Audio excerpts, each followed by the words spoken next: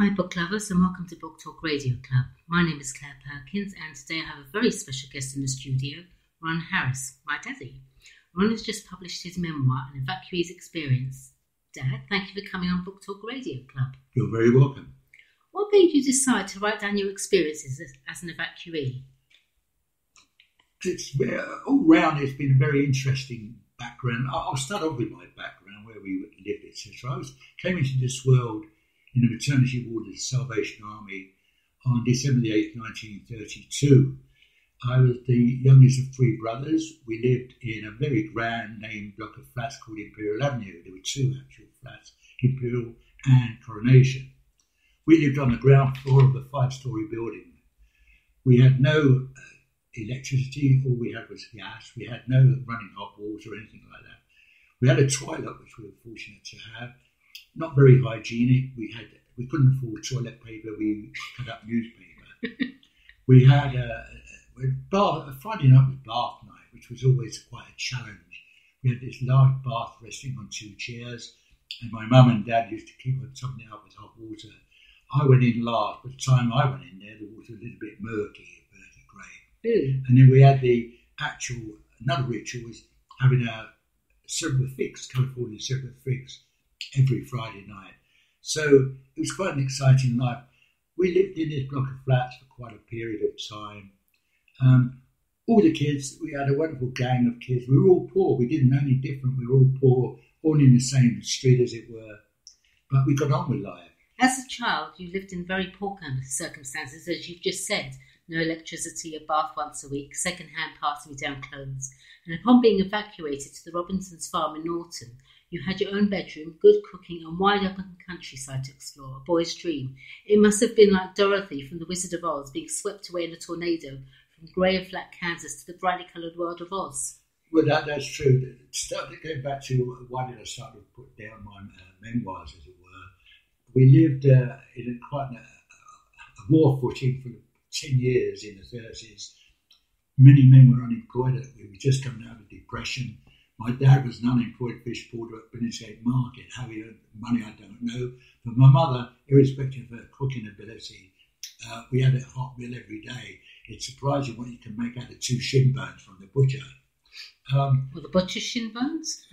not quite a butcher's shin bone, but you can make quite a bit of good soup out of shin bones or whatever. And my mother was a lousy cook. She couldn't even make bread pudding. And every time we had custard, it was always burnt. Never mind, we survived. Of course, we saw a lot of activity going on prior to September the 3rd. It was on September the 3rd that Neville Chamberlain declared war on Germany. We got very, very excited about having to go away from home. I'd never been on a train before. I'd never been to the country. The nearest country I've been to, or countryside, was Clissold Park, where there were a couple of rabbits, a couple of peacocks, and that was about it. That was our visit to during the holiday time. So we got very excited about being evacuated. The government had planned well in advance that if there was a war, all the kids from London and other major cities and pregnant ladies should be moved to the safety of the countryside. Right. So, of course, we got very excited. On the morning of September 4th, we all marched down to Sigden Road School, where we met our teachers. Each of us had a label with the name of our school on it. We were each given a carrier bag with chocolate biscuits, condensed milk and corned beef. We got on the train. At that time, there were 3 classes of travel, 3rd class, 2nd class, 1st class. Of course, as kids, we were put in the 3rd class, no toilet facility or whatever. We eventually arrived at a place called Rugby, which is the centre, or was one of the centres of the munitions industry during the war. Think back when I said about the safety of the country. We then finished up a little village called Long Lawford, where we were picked up by a lady and a gentleman. Her name was Connie. I can't think of his name, but it was such a wonderful change going into this house where we had our own bathroom and our own bedroom. It was just wonderful. I bet. But after 3 months, after 3 weeks, the government had realised that they'd moved us into an ideal target for German bombers. So they decided to move us to another place, which was called Monk's Kirby, which turned out to be 2 miles nearer to Rugby than Long Lawford. They were horrible people there. My brother Derek had nightmares And it was in a room where everything was painted dark brown. There was no light. We were just left with a candle.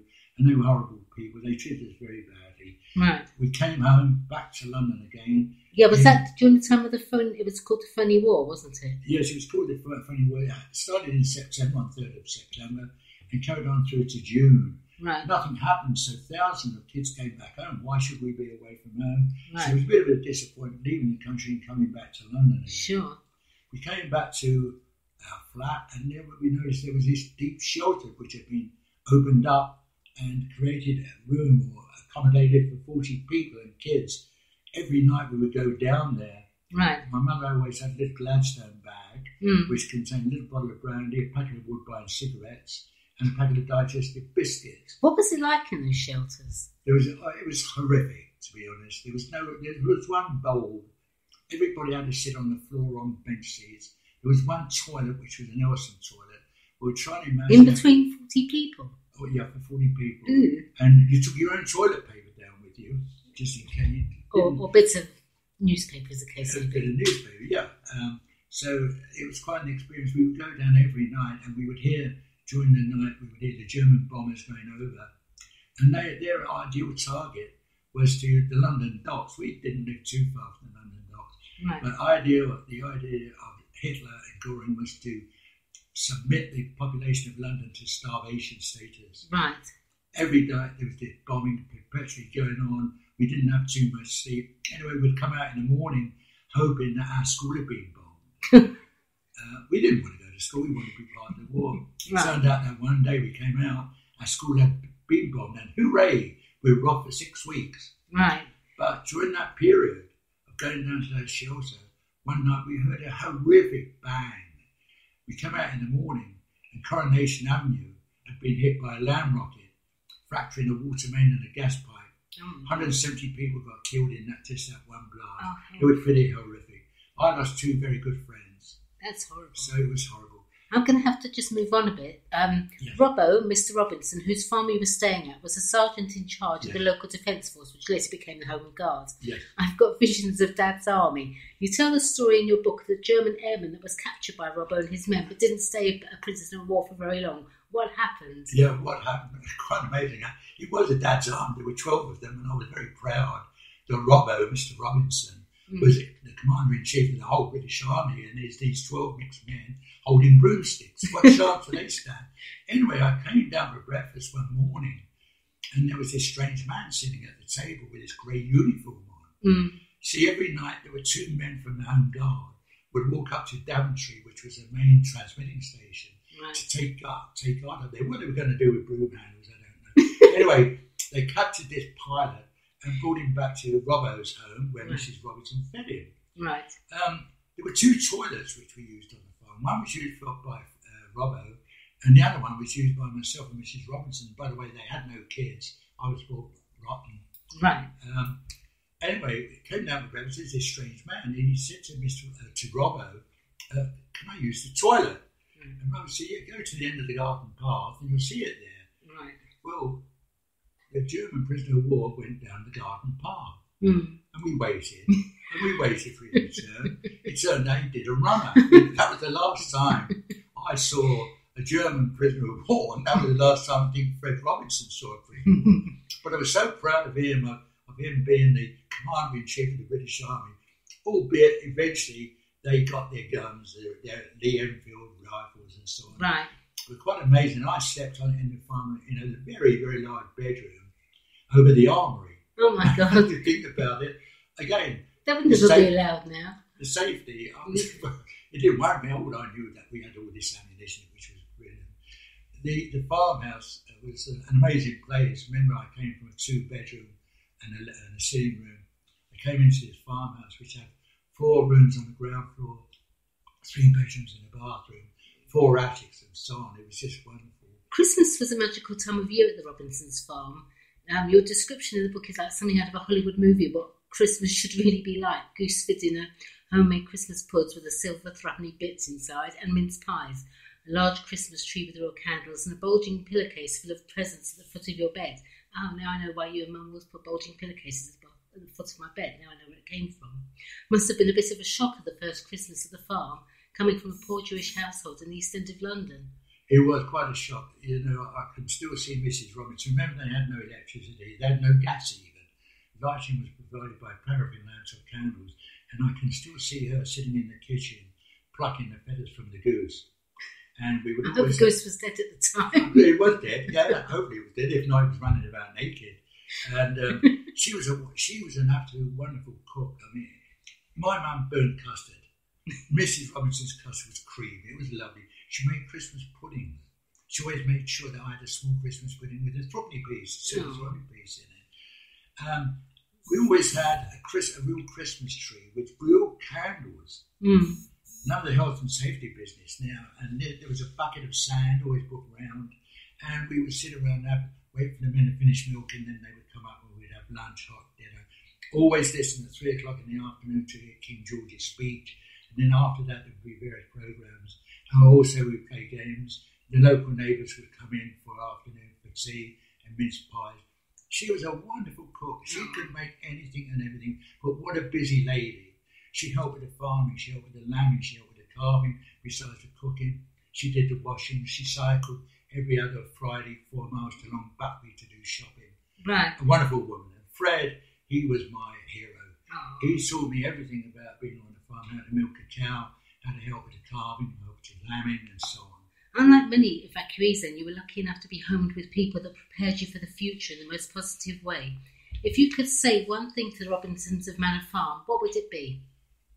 I never called Robbo Dad or Uncle. I never called Mrs. Robinson. Somehow we communicated with each other. I would say thank you for educating me the right way, and thanks for looking after me during the war and bringing me home safely. By the way, I hated coming back to London. We were all my fields and so on. You've led a fascinating life, particularly as the owner of one of the most successful niche tour operators in the UK. Ranch America gave you the opportunities that many people would dream about: snowmobiling in the Yellowstone National Park, flying in the Governor of North Dakota's private jet, horse riding in the Rockies, the Sonoran Desert and the plains of Texas. Is there going to be another memoir? I don't think so. No? I can put this down to, so everybody, in London and in various cities, there's always memorials to the Land Army, Sure. to horses, to dogs. And there's no memorial to evacuees. Isn't there? I'm sorry? There isn't? There isn't. There's a book of remembrance, I believe, which the BBC hold, but there's no actual memorial. To the evacuees? Pardon me? To the evacuees? To the evacuees. So it seems such a shame that my grandchildren do not know anything what we went through. It was traumatic to go into a strange room, Sure. seeing 20 people picking you out, go through your hair to see if you've got any nits and see if you've got any scabs, and then going to this strange person's home. It was horrific. But we had no counselling. We just got on with life, and that's it. When can Book Talk Radio Club listeners purchase your book, An Evacuee's Experience? It can be bought on Amazon UK. Lovely. And other sources, but mainly Amazon UK. Okay, thank you, Dad. That was terrific. By the way, I'm very proud of you. And thank you, everyone, for listening to Book Talk Radio. And thank you for having me. Okay, bye now.